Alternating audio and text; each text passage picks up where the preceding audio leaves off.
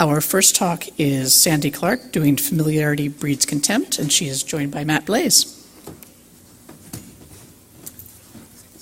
Thanks, Crimson. So we're going to be talking, can you go to the next slide?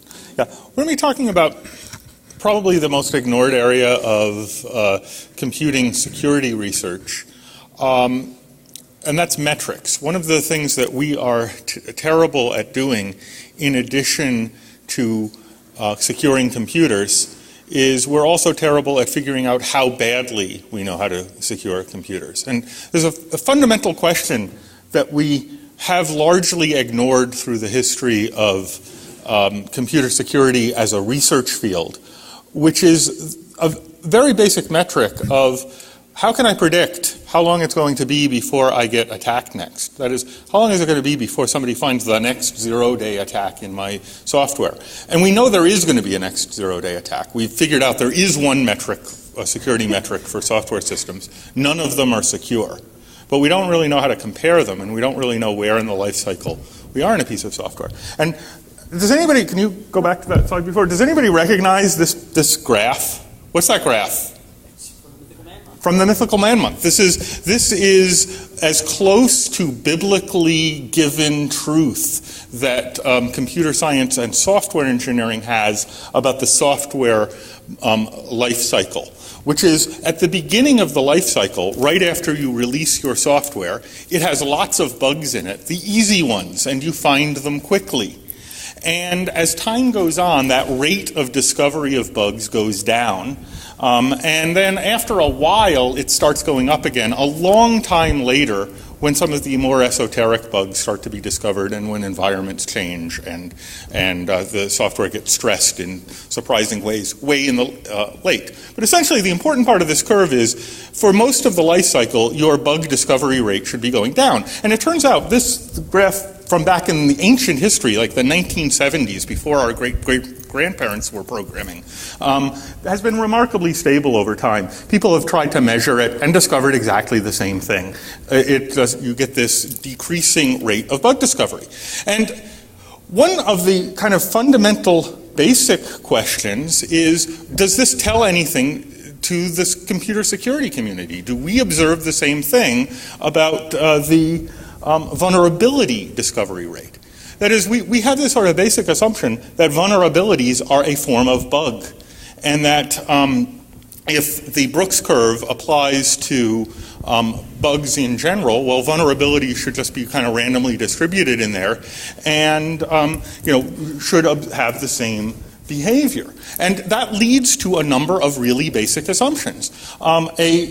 The most important one is whatever you're doing to reduce the number of general bugs that you've got will help you make your software more secure in practice and reduce the or increase the amount of time before that next zero day in your software is discovered. That is, better software is better. Better software is more secure. That seems sort of obvious, and it seems like it should follow directly from the basic precepts of software engineering that Brooks told us. So we set out to answer this question. Are vulnerabilities just another form of bug? And the short answer is no.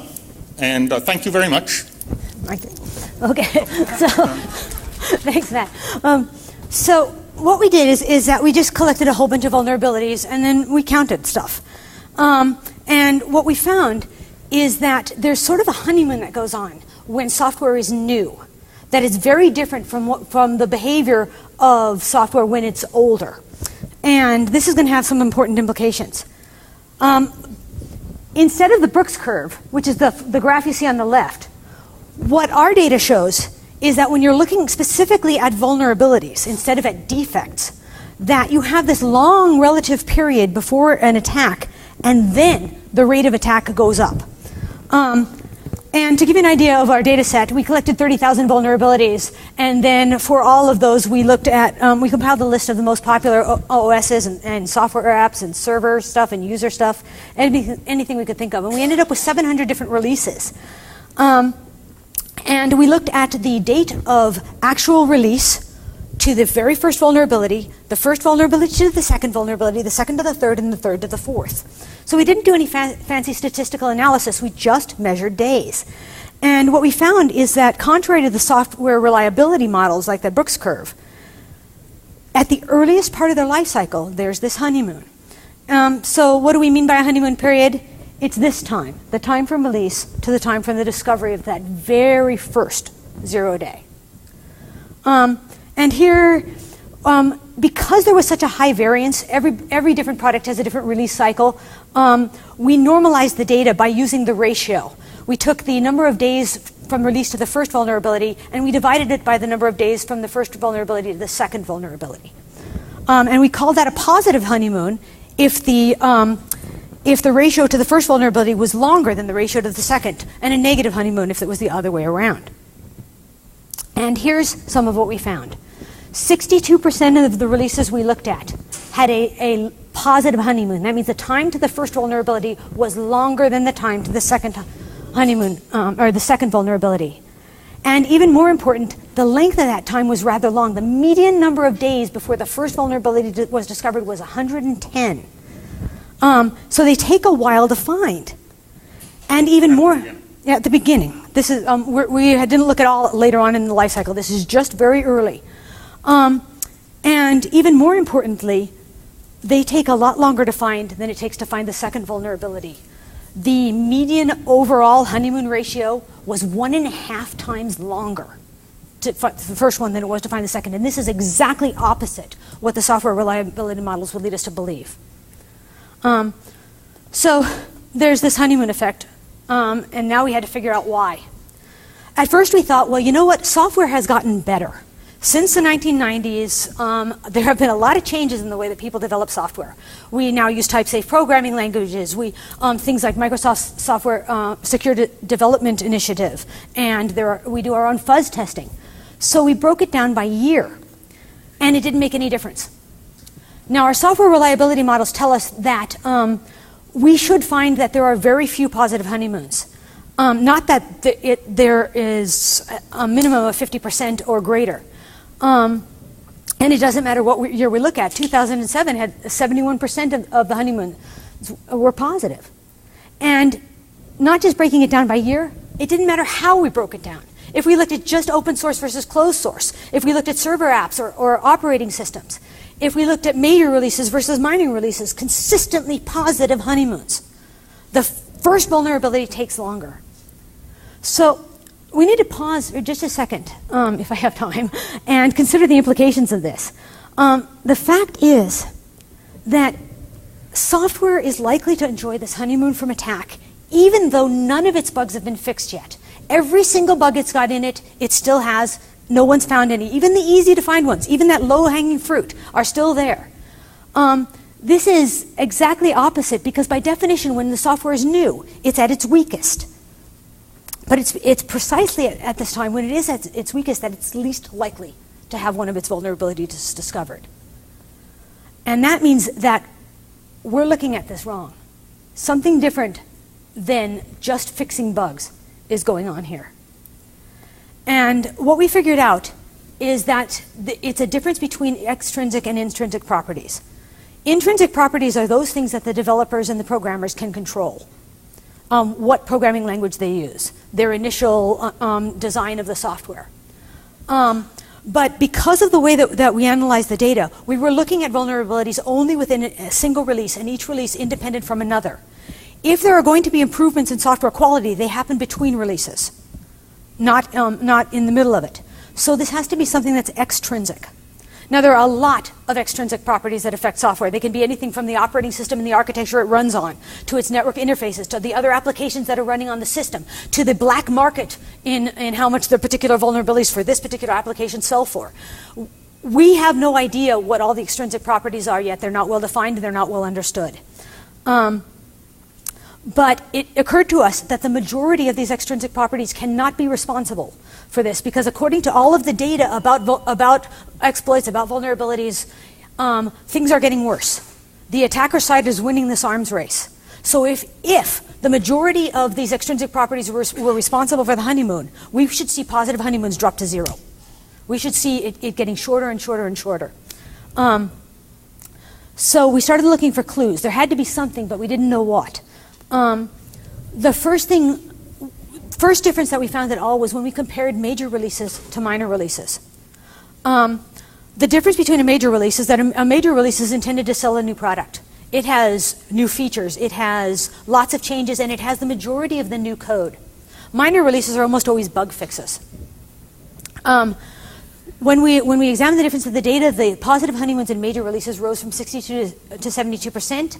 The median length of the honeymoon rose by 9%, and the honeymoon ratio rose from 1.54 to 1.8. In other words, major releases have more positive honeymoons, and they have a longer honeymoon period. So where there's more new code, you get a longer honeymoon.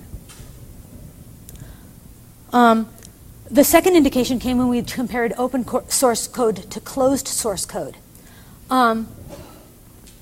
If I will quote from an Android designer, Android people, they say, have the freedom to have no legacy. What's interesting about the open source to closed source is that it has a longer honeymoon period but a shorter honeymoon ratio. Well, open source releases versions far more frequently than closed source does, and they change their code a lot more. So that means that not only is it taking attackers longer to climb the learning curve, but they're not doing it with frequency in the next vulnerability as well. So here's our hypothesis. That honeymoon period we're talking about, that's the attacker's learning curve. That's the familiarity they have with the code they're trying to attack. And what we think is happening here is that knowledge gained from finding that first vulnerability is used to help find the second vulnerability. Tools that are developed can be reused. And we also think there may be a blood in the water effect going on here. Somebody found a vulnerability in X, so everybody starts focusing their attention on X, thinking that they can find one too. And it turns out that there are also two kinds of that very first 0 day. There's a vulnerability that you expect. New code is buggy. None of us write good code, well, I don't write good code. And I expect that I'm going to be introducing new bugs. So this, what we call a progressive vulnerability, is one that occurs as a result of putting in new code.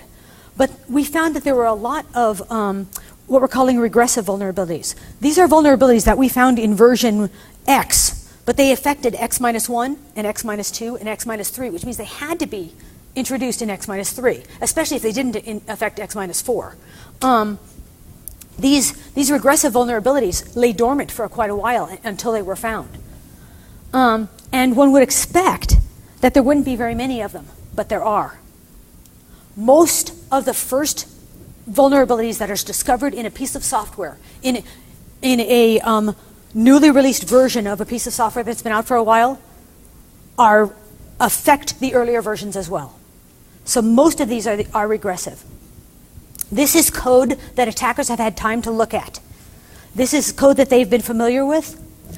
And the most interesting thing about this to us is that even though this code's been out there a while, even though they were able to attack it faster than maybe they were able to attack the new code, there's still a positive honeymoon. It still took them longer to find this regressive one than it takes them to find the next vulnerability. It appears that even when you reuse a lot of code, there are enough changes that you increase the attacker's learning curve. And other data is that progressive honeymoons even last longer, almost over twice as long. So if you introduce a lot of new code, you can double the time it would take for an attacker to be able to successfully exploit a vulnerability they found in your code. Right. So just to put a double underline on that, the single important message of this talk is new crappy code is more secure than old good code. Even if it introduces new vulnerabilities. Right. So the thing that we think is happening is that new code acts as a driver, and this driver extends your honeymoon. It forces your attackers to take time, it forces them to expend resources, it forces them to rewrite tools, it forces them to relearn how to attack your code. 5 minutes? Okay, we're almost done. Anyway, so what does this teach us? Vulnerabilities are not the same as bugs. And the reason they're not the same, hold on just a second. The reason they're not the same is because their extrinsic properties are different. When we think about the extrinsic properties of a software defect, You buy a piece of software, your extrinsic properties are written on the box. It needs this operating system. It needs this kind of architecture and so much RAM. They're static, they're well understood, and they never change through the life of that software product. But the extrinsic properties that affect whether or not it's going to get attacked, we can't even list them all. We don't know them. They're not well defined. They're not even well understood yet. That trying to figure out the characteristics of and to delineate those extrinsic properties is part of the work I'm trying to do right now. They can be anything from attacker interest in incentives. They can be network presence. They can be how the inputs are processed. We don't know. So why is this important? Well, realizing that familiarity, this extrinsic property, this learning curve, causes the honeymoon effect, means that we have the first tool that we can use to actually measure how secure, our relative security, there is no such thing as security, but possibly how long it's going to be until we can get attacked. When I buy a safe, for example, I buy a safe according to a particular rating. A safe with a 30-minute rating is good against all known extrinsic properties, that is any possible known attacker tool, for 30 minutes. So when I develop my security strategy, I do a defense in depth and I have my security guard walk around every 29 minutes. We need the same thing for software, and that's what we don't have yet. And that's what we think that the honeymoon effect is an important part of developing. The other thing that we want to be able to do is knowing that's a honeymoon effect, software developers need to figure out how to prolong it. What about dynamic execution? What about obfuscated binaries? Anything that extends the attacker learning curve. And lastly, we can't just throw out our code and rewrite it from scratch, but maybe that would be the best way to do this. Every 3 months, throw out your code and just rewrite a crappy version. So what we have to do is we have to decrease the value of familiarity to the attacker. The old code never goes away. It's much too expensive not to reuse, but it really matters to the honeymoon period. Windows 7, for example, didn't have a honeymoon. On the day it was officially released, don't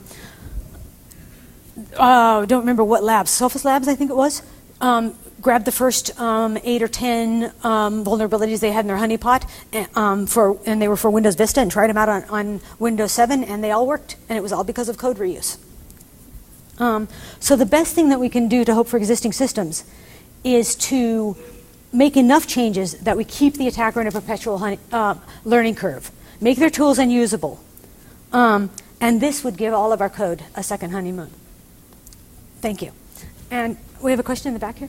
Yeah, quick question. Mm-hmm. Have you done any research into this honeymoon period in comparison with the adoption rate of software? We're actually looking into that now, and I have a position paper coming out on that very soon, like within a week.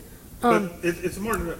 We didn't compare all the honeymoon stuff we did is comparing software with bugs found in the same software later. So it's normalized for each particular piece of software within itself, which is why we're using the ratio rather than the absolute number of days.